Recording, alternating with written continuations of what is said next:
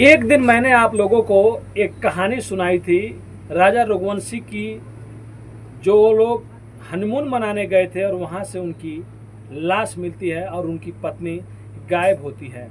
लेकिन उसी कहानी का दूसरा पार्ट है जब उनकी पत्नी सोनम रघुवंशी जब सामने आती हैं और जब उनसे पूछताछ होता है तो जो हकीकत सामने आता है तो सब कोई सुन के दंग हो जाता है कि कैसे एक पत्नी एक अपने पति का विश्वास तोड़ सकती है, पति का मौत के घाट उतार सकती है, 2100 किलोमीटर दूर ले जाकर पति को धोखा दे सकती है और अपने कुछ दोस्तों के साथ मिलकर पति को ठिकाने लगा सकती है। तो जो चीज़ आप लोग सुन रहे हो वैसा सेम हुआ है। 11 मई को राजा रघुवंशी की शादी सोनम रघुवंशी से होता है और ये लोग मेघालय शिलोंग जाते हैं हनीमून मनाने के लिए और शिलोंग से चेरापूंजी जाते हैं। और 23 मई को जब राजा रघुवंशी का फ़ोन नहीं लगता है उसके बाद ये दोनों लोग गायब हो जाते हैं और उसके 1 या 2 दिन बाद सोनम रघुवंशी और राजा रघुवंशी के भाई मेघालय पहुंच जाते हैं और वहां की पुलिस से कांटेक्ट करते हैं कि हमारा भाई और हमारी बहन खो गई हैं। लेकिन वहां की पुलिस मदद नहीं करती है और मीडिया इस चीज़ को ज़्यादा गंभीर में नहीं लेती है। उसके बाद वो लोग एक यूट्यूबर का मदद लेते हैं। फिर यूट्यूबर लोग जब वीडियो बनाना चालू करते हैं तब ये जब हाईलाइट होने लगता है, वायरल होने लगता है, तब वहाँ की जो पुलिस है और इंदौर के जो वहाँ के मुख्यमंत्री हैं वो गृह मंत्री अमित शाह जी से बात करते हैं। फिर वो वहाँ मेघालय के मंत्री से बात करते हैं, मुख्यमंत्री से। फिर ये पुलिस इसको सीरियस लेती है और एसआईटी तरफ गए और पुलिस के अलग अलग टीम बनाती है और वहाँ के जो लोकल आदमी रहते हैं, लोकल भी आदमी लोग सपोर्ट करते हैं सोनम रघुवंशी और राजा रघुवंशी को ढूंढने में। 1 या 2 दिन नहीं, लगभग 1 हफ्ते 8-9 दिन बीत जाता है। राजा रघुवंशी की लाश 2 जून को चेरापूंजी के एक खाई में मिलता है, लगभग जो बहुत ज़्यादा नीचे होता है। आखिर में उसकी लाश वहाँ पे गई तो गई कहाँ, और वहीं से कुछ दूर पे एक नारियल काटने वाला एक जो चाकू होता है तलवार जैसा वो मिलता है और थोड़ा सा दूर पे एक खून से लथपथ रेनकोट मिलता है। अब पुलिस वहाँ से उस लाश को कब्जे में लेती है और पोस्टमार्टम के लिए भेज देती है। बाद में ये पता चलता है कि उसकी हड्डियाँ भी टूटी गई है। मतलब जो भी ये घिनौना काम किया है, जो भी ये मतलब इस बेरहमी से राजा रघुवंशी का खून किया है, वो उससे पहले उसको बहुत मारा गया है, पीटा गया है और बेदर्दी से उस बेचारे पे हमला किया गया है, वो तड़पता होगा। अब उसके बाद जिस घर से 25 दिन बाद राजा रघुवंशी बारात निकली होती है, उसी घर से 25 दिनों के बाद उसका अर्थी निकलता है। अब निकलने के बाद फिर वहां से कुछ टाइम होने के बाद जब इधर सोनम रघुवंशी नहीं मिलती है तो सोनम रघुवंशी का भाई वहीं पर रुकता है मेघालय में और सोनम रघुवंशी की खोजबीन चालू रहता है। और वहां की जो पुलिस, वहां की जो सरकार रहती है, कहती है जब तक सोनम रघुवंशी मिल नहीं जाएगी तब तक ये तलाश जारी रहेगी, चाहे कुछ भी हो जाए। अब सोनम रघुवंशी की जांच और उसकी मतलब खोज खबर हो रही होती और इधर सब कोई इस शौक में डूबा रहता है कि शायद कोई अनहोनी सोनम रघुवंशी के साथ में भी तो नहीं हो गया है। लेकिन सोनम रघुवंशी का कहीं भी अता पता नहीं रहता है। अब वहाँ की जो पुलिस होती है वहाँ पे लाखों मोबाइल को खोजती है, खंगालती है, तो कुछ कनेक्शन मिलते हैं, कुछ लोगों पे शक होता है। जब पुलिस ये पता लगाती है तो कुछ लोग उत्तर प्रदेश के, कुछ लोग एमपी के निकलते हैं। पुलिस जब उनका और पता लगाती है तो पता चलता है ये लोग भी वहीं पे मौजूद थे। और 22 तारीख को, यानी कि 22 मई या 23 मई को जब ये लोग वहाँ पे घूम रहे होते हैं तो कोई गाइड रहता है, वो गाइड कहता है कि मैं आप लोग की क्या हेल्प करूँ, क्या मदद करूँ। सोनम रघुवंशी कहती है, वो गाइड बाद में बताता है कि उन्होंने उससे हेल्प लेना मना कर दिया, मतलब उस गाइड को नहीं वो लोग तय करते हैं लेके जाने के लिए। और वो गाइड बताता है कि इसके पीछे अगल बगल में कुछ लोग और भी घूम रहे थे। फिर वो लोग दूसरा गाइड लेके चले जाते हैं। एक सीसीटीवी कैमरा में भी 4 मिनट का, कुछ मिनट का वीडियो आता है। वीडियो में साफ साफ नजर आ रहा है कि कुछ लोग हैं जो सोनम रघुवंशी और राजा रघुवंशी का पीछा कर रहे हैं। अब पुलिस धीरे धीरे करके उन कातलों तक पहुंच जाती है और पहुंचने के बाद एक दिन ऐसा आता है 8 या 9 जून को सोनम रघुवंशी उत्तर प्रदेश गाजीपुर जिले में एक रोड पे ढाबा के किनारे लगभग सुबह में 2 या 3 बजे वहीं पे एक ढाबा के साइड में बैठी होती है। तभी एक छोटू जाता है, वो होटल में काम करता है और जाने के बाद कहता है कि मैडम मैं आपकी क्या हेल्प कर सकता हूँ, क्या आपको भूख लगी है, आपको खाना चाहिए, आपको चाय चाहिए। सुबह सुबह की मतलब रात की बात है। वो जाकर अपने मालिक को बताता है। साहिल यादव होते हैं, उनसे कहता है कि बाहर एक लड़की बैठी है, कुछ परेशान नजर आ रही है, अगर आप जाकर उससे पूछे तो कुछ हल निकलता।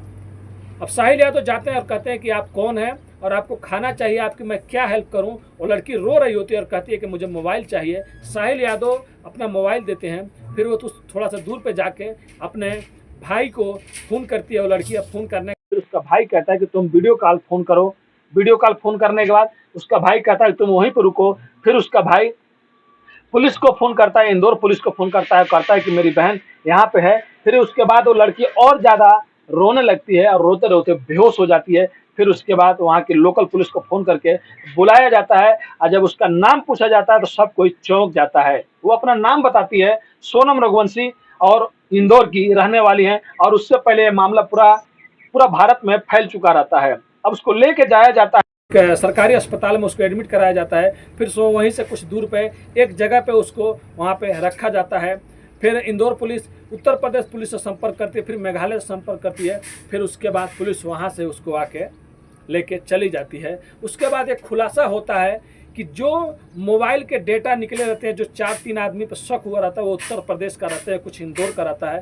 बाद में कहानी सब सामने आती है कि जो सोनम रघुवंशी है, किसी और ने नहीं, इसी ने अपने पति का खून कराया था, और वो भी अपने नौकर के साथ में मिलके।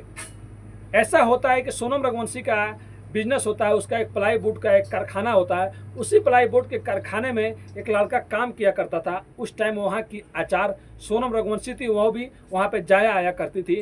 धीरे धीरे इन दोनों में दोस्ती हो जाती है, और दोस्ती होने के बाद कब इन दोनों में प्यार हो जाता है, इन लोगों को मालूम नहीं चलता है। बाद में ये लोग सोच रहे होते हैं कि हम लोग शादी करेंगे, एक साथ में रहेंगे। तभी सोनम रघुवंशी के घर वाले दीपावली के टाइम में ही एक पेपर में ऐड दे लेते हैं, मतलब हमारी लड़की इतनी पढ़ी हुई है और ऐसी ऐसी है, और अगर शादी करना कोई चाहेगा तो संपर्क कर सकता है। उधर राजा रघुवंशी के घर वाले भी देखते हैं, सोनम रघुवंशी को पसंद करते हैं। फिर उसके बाद कुछ दिन होता है और 11 मई को इन दोनों का शादी हो जाता है। और शादी से पहले ये लोग सोच के रखे रहते हैं कि ये लोग हनीमून मनाने के लिए कश्मीर जाएंगे। लेकिन जो 22 अप्रैल को जो घटना घट जाता है पहलगाम में, उससे इनके घर वाले कहते हैं कि तुम लोग वहाँ पे नहीं जाओ। शादी से पहले ये लोग सोच के रखे रहते हैं कि ये लोग हनीमून मनाने के लिए कश्मीर जाएंगे। लेकिन जो कश्मीर में जो घटना घट जाती है 22 अप्रैल को पहलगाम वाला, इनके घर वाले कहने लगते हैं कि तुम लोग वहाँ पर न जाओ, तुम लोग कहीं और पे जाना है तो जाओ। फिर सोनम रघुवंशी उस जगह को चुनती है, कहती है कि सबसे पहले हम लोग आसाम जाएंगे, कामाख्या देवी मंदिर में मतलब दर्शन करेंगे। फिर उसके बाद हम लोग मेघालय चले जाएंगे, शिलोंग में रहेंगे, और वहाँ पर हम लोग हनीमून मनाएंगे। फिर वो लोग वहाँ पे चले जाते हैं, और जाने के दिन ही जब वो लोग एयरपोर्ट से उतरते हैं तो जो राजा रघुवंशी रहता है वो अपना फ़ोटो खींचते हैं और कुछ चीज़ों पर शेयर करते हैं, अपने घर वालों को भेजते हैं। तो उनकी माँ गुस्सा हो जाती है और कहती है कि तुमको क्या ज़रूरत थी ये सोने का इतना महंगा चैन पहन के जाने का, तुम घूमने गए हो कि तुम लोग सोने का मतलब लेके गए हो। वो कहता है कि माँ मैं लाना नहीं चाहता था, लेकिन जो हमारी पत्नी सोनम रघुवंशी है एक कहती है कि आप में अच्छा लगता है, जो भी आपके गहने हैं, जो भी चीज़ है वो पहन के आप लोग चलिए। तो मैं उसके कहने पे चला आया हूँ, लेकिन माँ तुम टेंशन मत लो, तो कुछ नहीं होगा, मैं निकाल के रख दूंगा। एक माँ का दिल है जो अपने बेटे के लिए तड़प रहा होता है, मतलब कहीं ना कहीं से लग रहा होता है कि ये लोग लेके गए हैं तो कुछ अनहोनी मत हो जाए। फिर उसके बाद सोनम रघुवंशी 23 तारीख को ही अपने सासू माँ से बात करती है, और बात करने के बाद कहती है ठीक है मैं बाद में फ़ोन करूंगी। और लेकिन यहाँ पे ये होता है कि सोनम रघुवंशी पहले से ही पूरा मामला फिक्स करके रखी होती है। जो जिससे वो बात करती थी, जो नौकर से बात करती थी, वो नौकर एक अपने जानने वाले दूसरे को हायर करता है, और ये लोग पहले से ही मेघालय में चले गए होते हैं और धीरे धीरे पीछा करते हैं ये लोग कहाँ कहाँ जाते हैं। और सोनम रघुवंशी पल पल का खबर पहले ही दे चुकी होती है कि हम लोग यहाँ पे जाएंगे और यहाँ पे रुकेंगे। और होता वही है कि शादी से पहले जिससे प्यार था उसके लिए अपने पति का मर्डर करा देती है, अपने पति का बेरहमी से खून करा देती है। ये भी नहीं सोचती है कि उस माँ पे क्या गुजरती होगी, जो माँ ने फोन करके इससे भाई हो तुम लोग कहाँ पे हो। लेकिन ये बोली ठीक है मैं आप लोग से जरूर बात करूंगी। उसके बाद ये फिर से वहां से फोन रख देती है। अभी फिलहाल पुलिस के गिरफ्त में है और इससे पूछताछ जारी है। और जो भी इसके जो साथ में काम करने वाले थे, जो भी मतलब जिनको ये लोग तय किया था मारने के लिए, पुलिस उनको भी अरेस्ट कर लिया है। अब बस सोनम रघुवंशी से पूछताछ अच्छे से चल रही है कि ये बताओ सबसे पहले तुम कब किससे कहाँ पे मिली थी और कौन कौन इस और भी मतलब इसमें शामिल था कि नहीं था। और सोनम रघुवंशी ये सोच रही थी कि शायद मेघालय में और शिलोंग में ऐसी घटनाएं हमेशा घटती रहती है पहाड़ी इलाके के बाद हम लोग पूरा सामान ले लेंगे और इसको चोरी का मतलब अलग से लगा देंगे कि ऐसा कोई घटना घट गया और कभी मैं पकड़ी नहीं जाऊंगी। लेकिन ये नहीं मालूम सोनम रघुवंशी को पुलिस के हाथ बहुत लंबे होते हैं, जो गलत काम करेगा आज नहीं तो कल उसे पुलिस जरूर दबोच लेगी। तो पुलिस सोनम रघुवंशी से भी बुलवाएगी, पूरी हकीकत उगलवाएगी, लेकिन सोनम रघुवंशी से भी पूछताछ चल रही है कि आखिर इसमें कौन कौन था और क्यों इतनी बेरहमी से अपने पति का वो खून कर देती है। तभी बेचारा वो राजा रघुवंशी के घर वाले भी सब कोई बेचारा रो रहे हैं और वो लोग करे तो क्या करे, जिस बहू को इतना लाड प्यार से घर पे लाए, इतने बैंड बाजे के साथ में इतने खुश थे, सोनम रघुवंशी को एक बार भी तरस नहीं आया। वो चाहती तो अपने नौकर से पहले ही शादी कर लेती, चाहती तो अपने घर वालों को मना कर देती। क्या होता, थोड़ा इंसल्ट होता, कम से कम किसी का बच्चा, किसी का भाई, किसी का बेटा दुनिया छोड़ कर नहीं जाता, किसी का सहारा नहीं जाता। तो सोनम रघुवंशी से पुलिस जरूर पूछताछ करके पूरी सच्चाई बाहर निकालेगी। कहते हैं ना कि पुलिस चाहेगी तो मुर्दे से भी बुलवा लेती है, तो यहाँ पे सोनम रघुवंशी भी बोलेगी और अपना जुर्म भी कबूल करेगी। तो आप लोग से एक और मैं रिक्वेस्ट करता हूँ, जो भी मेरे भाई लोग हैं, शादी करने से पहले कहीं पे भी आपका शादी लग रहा है तो एक बार जरूर लड़की से पूछ लें। अगर आप कहीं पे बात करती हो, किसी से आपका अफेयर है, तो मैं खुद शादी से हट जाऊँगा, मैं खुद मना कर दूँगा, आप वहाँ पर शादी कर लो। ये तो नहीं कि शादी करने के बाद आप भी मेरठ जैसा, औरैया जैसा, देवरिया जैसा, हरियाणा जैसा और फिर इंदौर जैसा मामला करोगी। पहले ही लड़की से पूछ लीजिए, लड़की राजी है तो शादी कीजिए, नहीं तो लड़की को अलविदा कह दीजिए, क्योंकि एक जाएगी तो उससे अच्छी जरूर आएगी मेरे भाई। तो सेफ रहें, स्वस्थ रहें। और ये कहानी सुनाने का उद्देश्य किसी का भी दिल दुखाना नहीं है, बस आप लोगों को जागरूक करना है। आप लोग जहाँ भी रहें मेरे भाई मेरी बहन, सेफ रहें, स्वस्थ रहें और अपने फैमिली का ख्याल रखें और गलत काम करने का सोचे भी नहीं। कोई भी परेशानी, कोई भी प्रॉब्लम है तो सबसे पहले अपने घर वालों को बताएं। घर वाले नहीं सुनते हैं तो पुलिस से आप लोग हेल्प ले सकते हैं। मिलते हैं नेक्स्ट वीडियो में फिर से कुछ सच्ची कहानियों के साथ। अभी के लिए अलविदा लेते हैं, धन्यवाद।